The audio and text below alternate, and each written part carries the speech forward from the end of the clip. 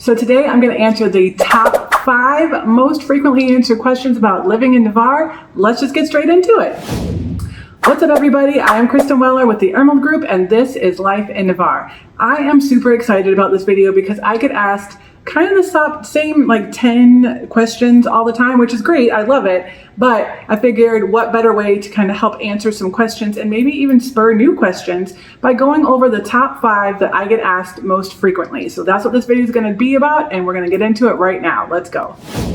Okay, so question number 1 is, what there to do in Navarre? So I get asked this a lot. Obviously we're a beach community and that is what's to do in Navarre. So, you know, usually people are coming here. If they're not here because of a job, they're here because they visited once before. They were visiting the beach and that's where they fell in love. And that's our number 1 attraction. We are a beach community. We're a beach town. That's the main thing to go do.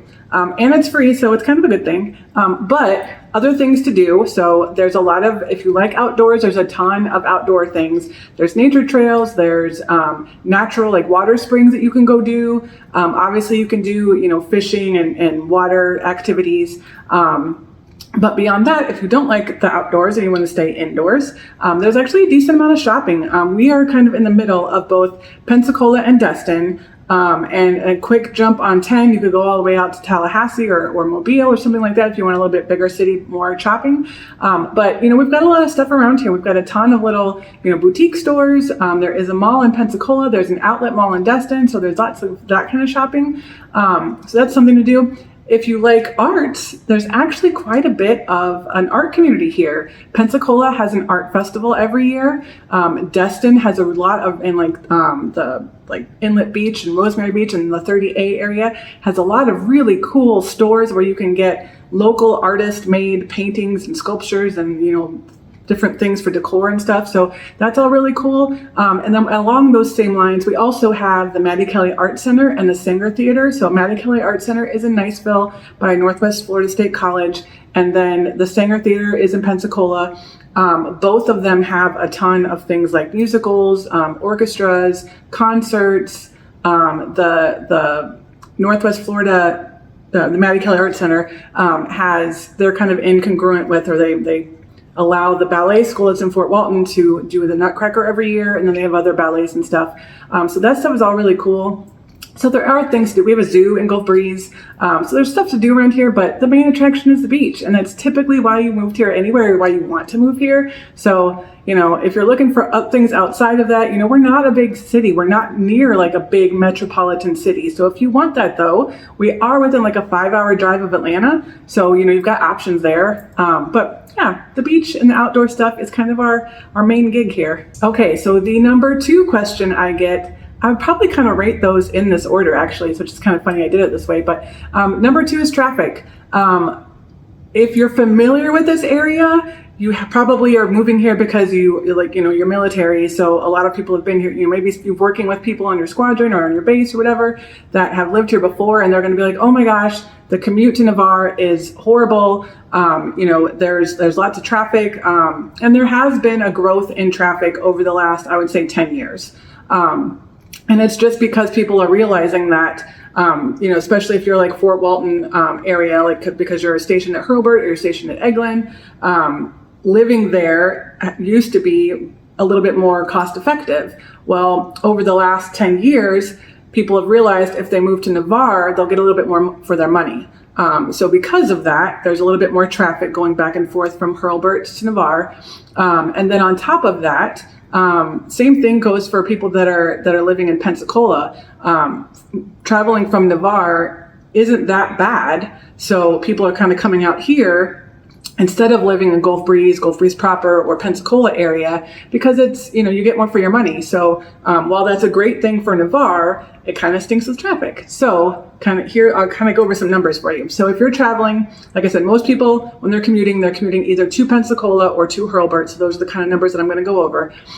So from Hurlburt to, like, I'll call it East Navarre, so east of 87, the morning time, you're looking at probably 30 to 45 minutes because there's unfortunately always an accident, or almost always an accident. So, you know, during the school year anyway, you're looking at 30 to 45 minutes. If it's off school season, you're closer to that 30-minute mark because obviously there's not a lot of school traffic. In the evenings, it'll obviously depend on when you're leaving work. So if you're leaving the base around 2-ish, it's going to take you probably 30 to 45 minutes again to get home because you go through Florida Elementary School, or you go by it rather, on 98.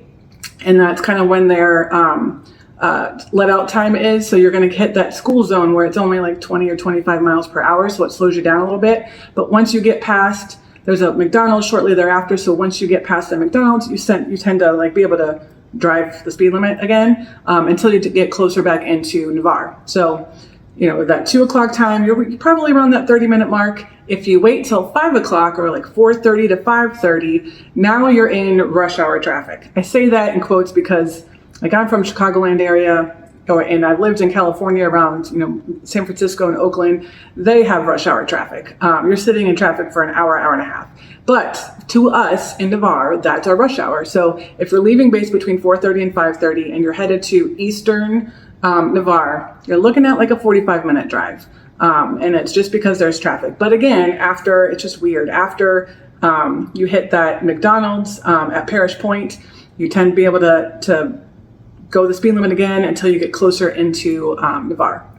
Now, if you live on the west side of 87, add 10 to 20 minutes depending on how far into, like, towards Gulf Breeze you are, or how squirreled into Holly by the Sea, that type of stuff. So you're not adding too much more. I've talked in other videos where, you know, my husband and I, when we first moved here, we kind of wanted to stay east of 87 because we thought the traffic was going to be so much faster, and it's not. So just think about that. Like, you know, have all of Navarre when you're looking for a house kind of open, if you will.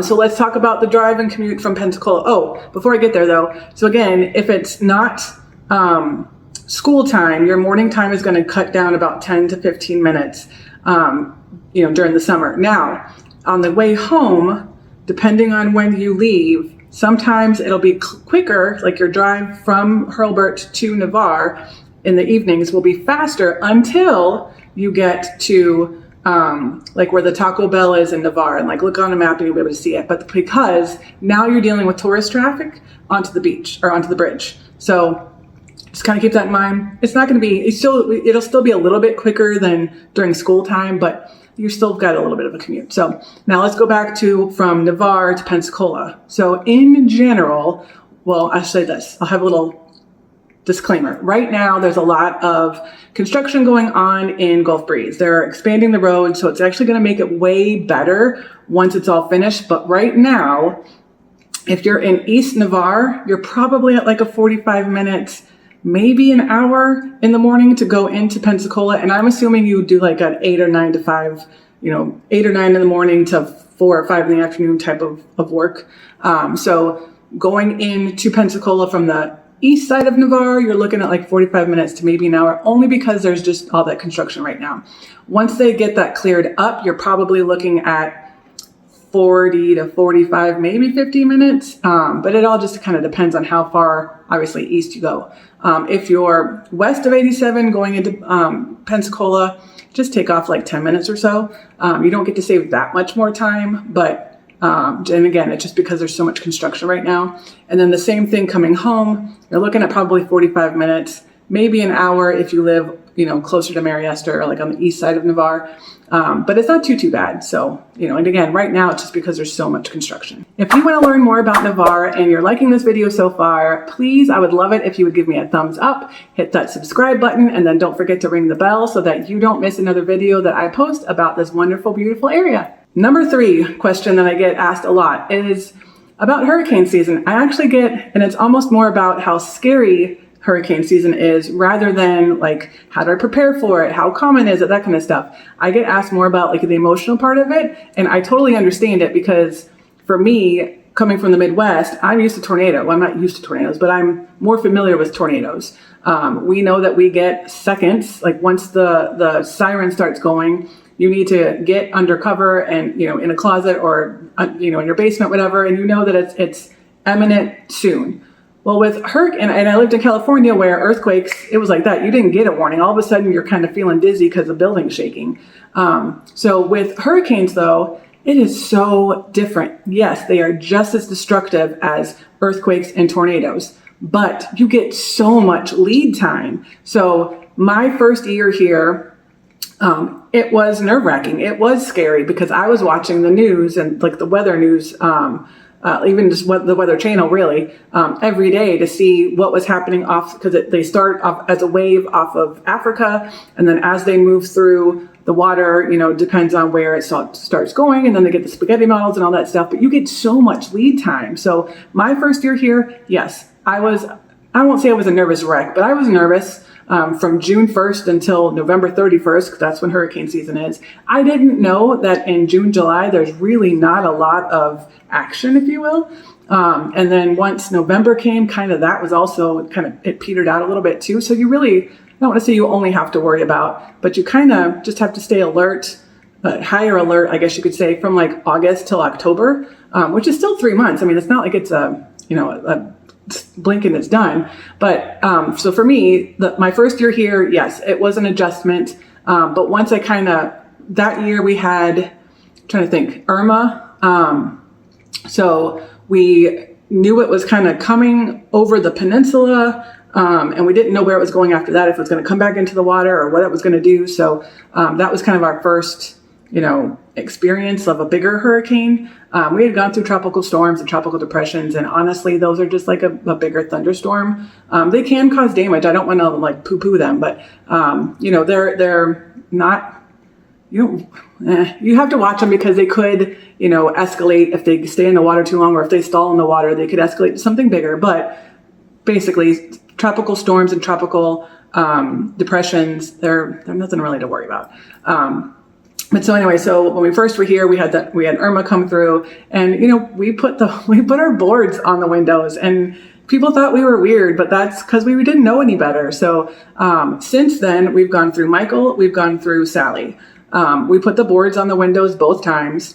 Matter of fact, for Michael, my husband was deployed, so I had to have friends come help me because we had bigger windows. I'd have them come help me, and it was nerve-wracking because we didn't know that for Michael, it was coming straight up the Gulf of Mexico. We didn't know it was going to turn until the very last second, so I was like, okay, do we leave? Do we go? What's happening? That one was scary, I'm not going to lie, because it had gotten so big and so powerful that I knew wherever it was landing, it was going to cause some damage. Thankfully for us, not for our Panama City friends, but thankfully for us, it did turn, and then that put us on the good side of the hurricane. So we really just got some pop-up thunderstorms. We didn't get much of it, thank God. And for Sally, that was a pretty strong 3, now category 3. Now hurricanes are categorized from 1 to 5, 5 being the worst. That's what Michael was. Sally was a really strong 3. Thankfully, it was more of a wind and rain storm. So we didn't get much damage for us. The most damage that I saw was people had some roof damage, and they were generally older roofs. People had some fence damage, which was what we had. Sometimes they'll be down trees, things like that. But that was a water storm. We had a lot of water. There was a lot of flooding. Damage was caused that way. But there wasn't a lot of destruction like there was with actual buildings going down, things like that, like there was with Michael. So for that storm, that made my husband and I realize that category 3s are our limit. If we know something's coming and it might get bigger than a 3, we're leaving because we just weren't comfortable with it. But when I answer the question to people that ask this, yeah, your first year here, it's going to be scary because you don't know anything. You don't know any different. You don't know what to expect. You don't that unknown is scary. After your first year, most people are like, okay, I got this. I don't have to worry. I've got my supplies. I'm ready. I know what to do. I know where to look. I've got my couple apps and my channels and my weather people that I like to watch. So that's all part of it. So, that's my answer to that, long-winded answer to that question. All right, so has your question been answered yet? Have you had, you're thinking about moving down here and you've got some questions. It hasn't been one of these top 3 yet. So I would love for you to either in the comments down below, let me know what your questions are, or find me on social and message me and then, DM me. I would happy to help you out with those answers. And maybe it's something that somebody else had thought of too and that was thinking about. So, I can make another video like this if I get, some more questions like this. I would love to help you guys answer any questions about this beautiful city of Navarre. Okay, number 4 is, what if I'm not military? So a lot of people know that this area there's a lot of military here, not just Air Force. We have every single branch of the military in the panhandle of Florida. And it's all kind of closer to us, really. So we've got Space Force, Navy, Coast Guard, Marines, Army, Air Force. I feel like I'm missing somebody. National Guard, like everybody's here. I'm sorry if I miss somebody, but so I get asked. One of my family members was actually thinking about moving here. They are not family, they're not military. Their military connection is my husband. So they were moving here with kids, and they're like, I don't want my kids to be the only ones in the school that aren't military. That's not the way it is at all. So in my experience, in my children's classrooms, even.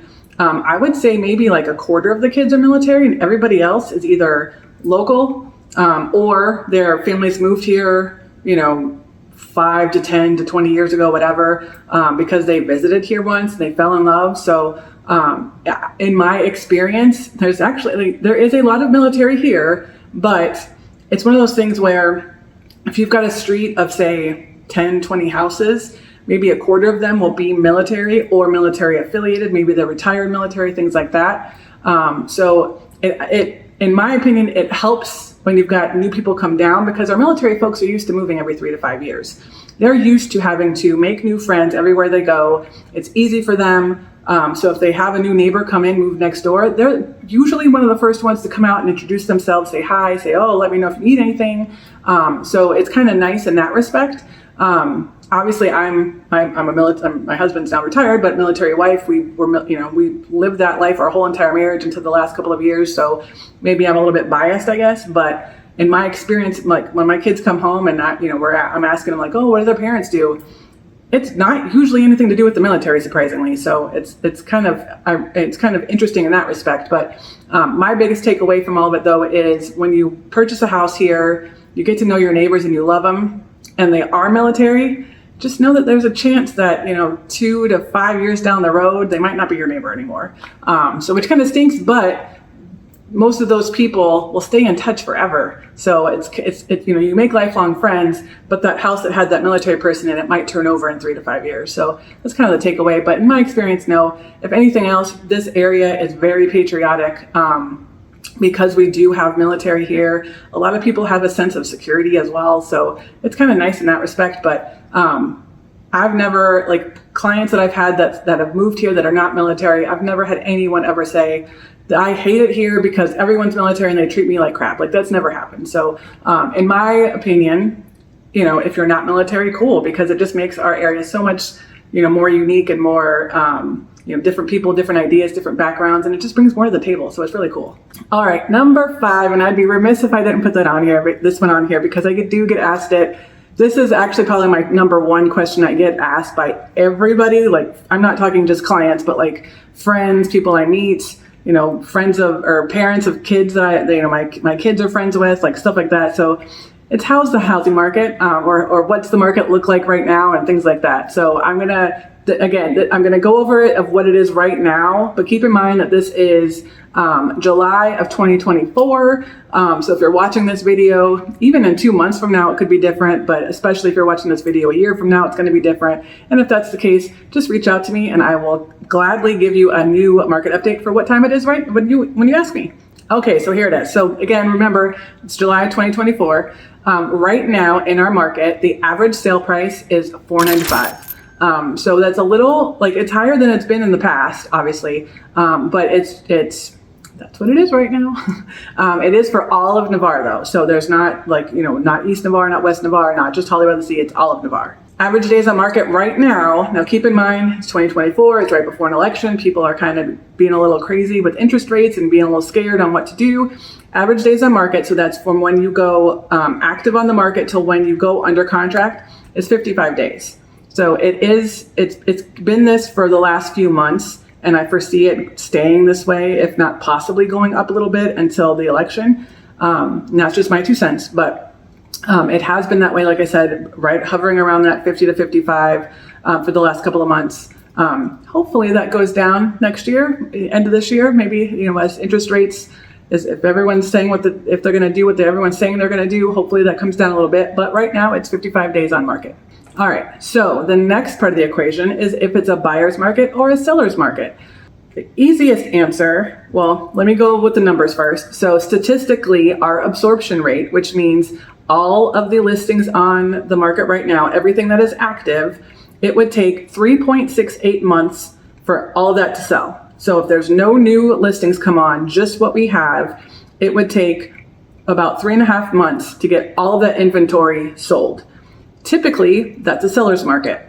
However, here's the fun part. I'm calling this year so far from January, well, really it's fall of last year till now. I'm calling it a balanced market. This is just my own term that I made up. I mean, I didn't really make it up, but it's just my term. This is what I'm calling it because, yes, statistically, if you're going by the numbers, it is a seller's market. However, we don't have a lot of buyers right now unless they have to move here for two reasons. One, if they have to move here, they're tending to buy because rent is so high right now.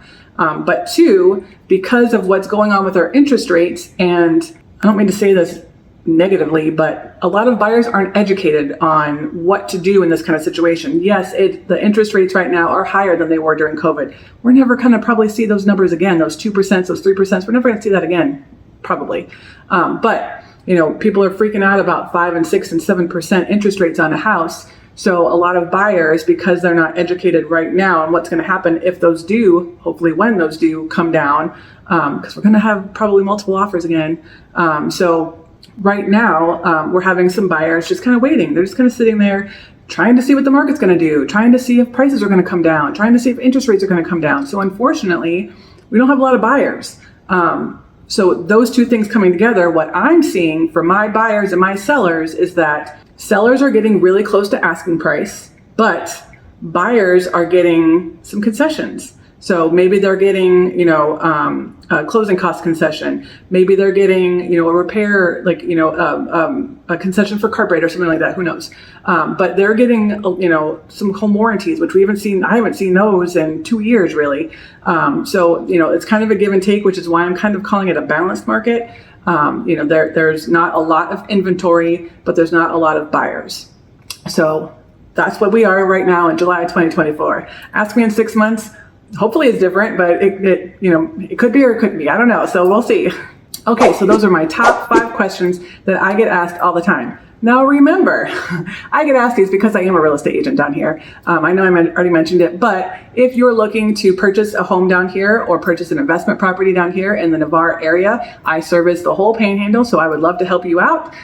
If you're not and you were just kind of curious, like, oh, this looked like a cool video, but maybe you know someone that is looking down here, share this video. I would love it if you'd share my information, share these videos so I can help educate other people on this beautiful area that I call home. So until next time, see you around.